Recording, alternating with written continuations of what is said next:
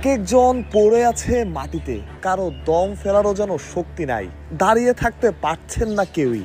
Fitness training আসলে কতটা কঠিন, ট্রেনার নাথান কেলি তো আগের দিনই স্বাগত জানিয়েছেন। কারো যদি সন্দেহ থাকে আসুন ট্রেনিং করুন, সেটা করারও বোধহয় দরকার নাই। এই ছবিগুলোই বোঝাবে এমন ট্রেনিং বাংলাদেশ ক্রিকেটার দেখেনি কখনো।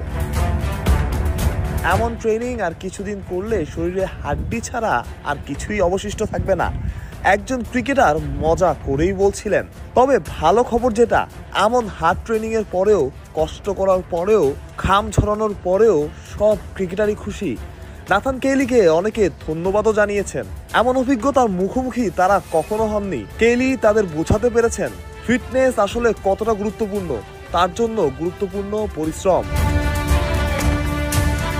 সচরাচর এমন ফাঁকা সময় পাওয়া যায় না, ক্রিকেটারদের নিয়েও তাই লম্বা সময় কাজ করা হয় না। এবার সেটা হয়েছে।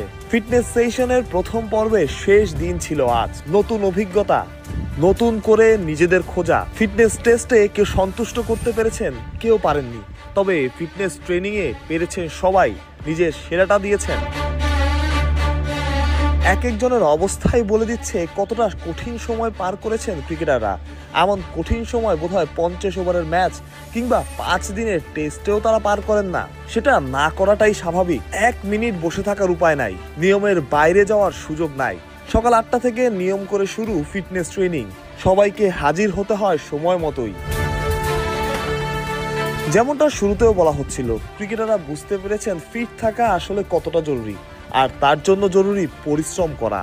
যতই কষ্ট হোক, যতই খারাপ লাগুক, দাঁড়িয়ে থাকার শক্তি না থাকুক সাময়িকভাবে হাঁটা চলারও, তবুও করতে হবে, চালিয়ে যেতে হবে লড়াই।